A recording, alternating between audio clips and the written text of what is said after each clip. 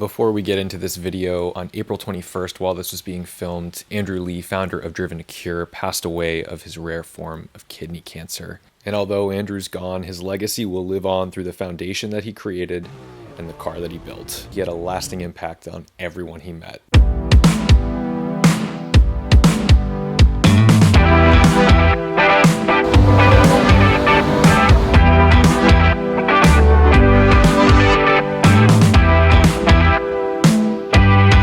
The check engine light on the M5 just went out, so maybe there is something to this Easter miracle shit. But anyway, there's birds living in this garage right now, and you're about to hear Mama get real mad. She's not thrilled. Oh, she's so pissed. Like, we do this every day. Relax. I'm just gonna get in my car and leave, and then you can be back to your babies.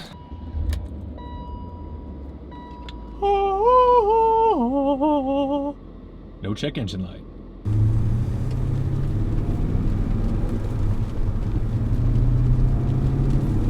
Since I've been driving the E39 a lot more, let's talk about what it's like to own this car. I'm not gonna do some bullshit clickbaity 5 things I love and hate about my M5. There's more to deal with than that, but let's just start with the basics. I really just like the way this car makes me feel. It's just a very connected experience.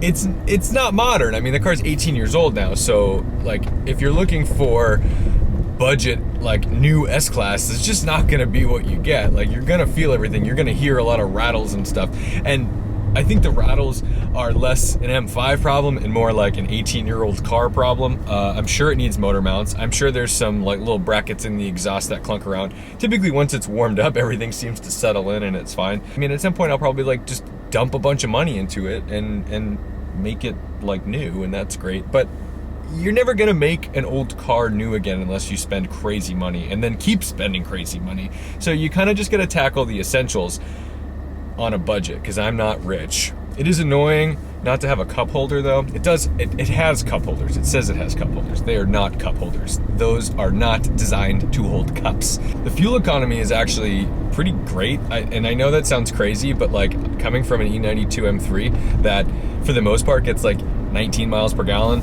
this will do like 24 on the highway. You can milk like 21 and a half out of the M3, but this M5 has so much low down torque and it's only spinning like, 3,000 RPM at speed on the highway. So it's fantastic on fuel, and it has a big old gas tank, like 20 gallons. So you can get a lot of range out of it. I don't find myself at the gas station all the time. I don't drive like an asshole in this car. The M3, every time you want to make a pass, you're downshifting 3 gears, you're like winding it out, and you sound like a jerk. You really do, and you kind of end up driving like a jerk. So the whole like BMW asshole drivers thing, definitely true, especially in the high-strung V8 world. But this car, because it's got so much torque load out, you can just lumber along, and it's quiet. I have a stock exhaust on this car, so it really doesn't make a whole lot of drama. It's like driving a Tesla, to be honest. Like, you can launch a Tesla in the middle of the city next to a cop and they won't even notice. This car, not quite that good, but it's similar. You're not making a big fuss about it when you do stuff. I've never really gotten into the weeds on the specs of cars. Some of the new kids and the spotters, they're like obsessed with this stuff. Like, oh, it has an Alcantara shift knob. There's only 394 of those ever made in the United States in the color blue. I really don't care. But what I've started to appreciate about my M5 is, like, as I've seen more and more of them, I've noticed that my car is somewhat special. And it's not that it's individual, it's carbon black. Everyone has a carbon black M5, that's a dime a dozen. But I love that I have this leather dashboard and the extended leather all down the sides. Like, it's those little touches that just makes you feel like you're driving something really special. And when people get in the car, if you've forgotten that you're driving something really special, they will point out all of the little special things in the car, and you're like, hey, yeah, I do have that. When I was first gonna go buy one of these like 6 years ago, the hottest thing you could get in these cars was the aluminum trim, and wood was out. Wood was not, that was uncool, and everyone who got wood trim would like remove it and replace it with the aluminum or some other color or something different like the anthracite.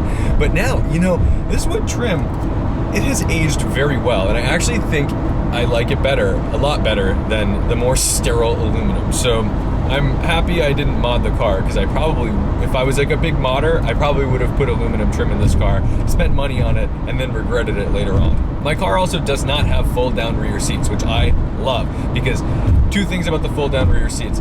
They look a little goofy because they have like the big handles on the sides, so like it takes away from like the completeness of the car. They look like Lego bricks. The other thing is those are probably more likely to rattle and make some noises. These do not. And the last thing I need in my 18-year-old German sports saloon is more rattles. So those are rattles I don't have.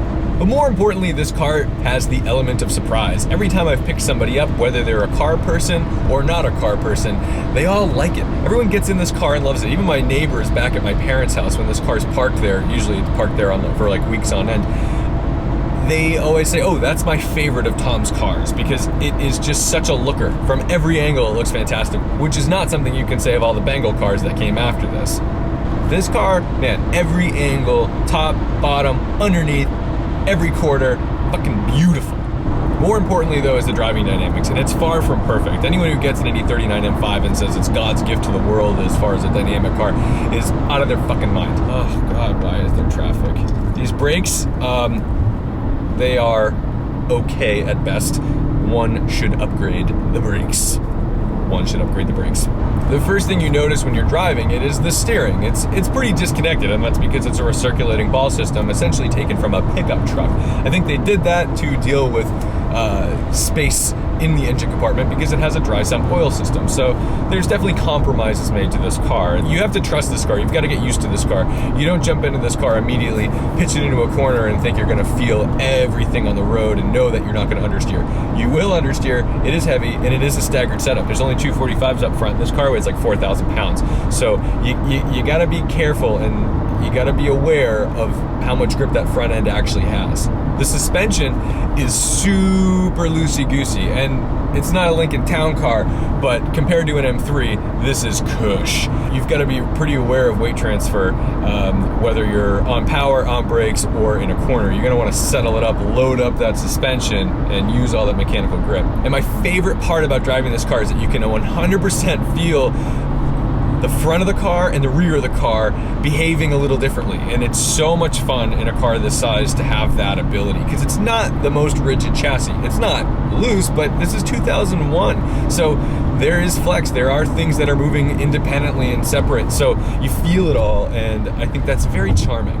My rev matching always kind of sucks in this car when I'm not in sport mode, and that's because you've got to bury your foot in that throttle to get the revs up.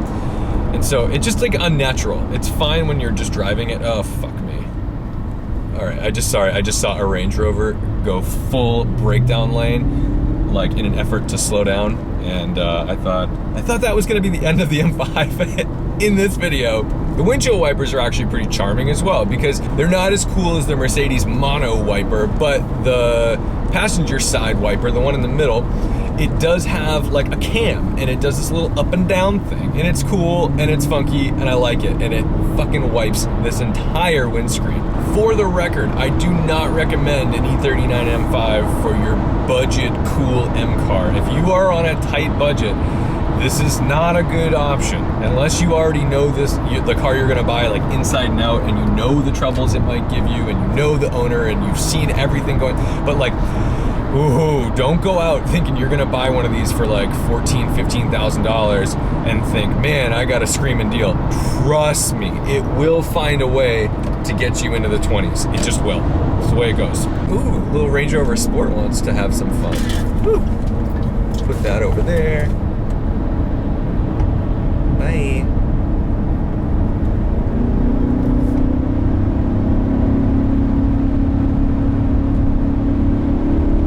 Yeah, she takes a corner.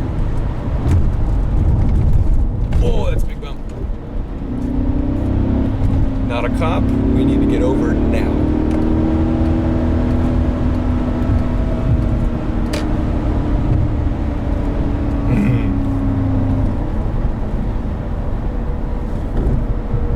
See, that rev match sucked.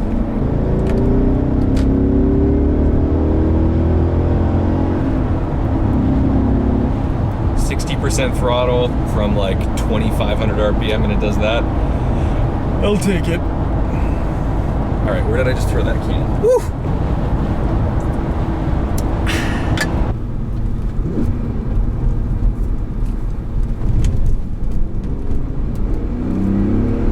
Thank you guys so much for watching, liking, commenting, and subscribing. If you've got any questions about the E39 M5, what it's like to daily live with or just have as a garage queen, which occasionally I think it's done all of those things in my garage, feel free to ask away in the comments below.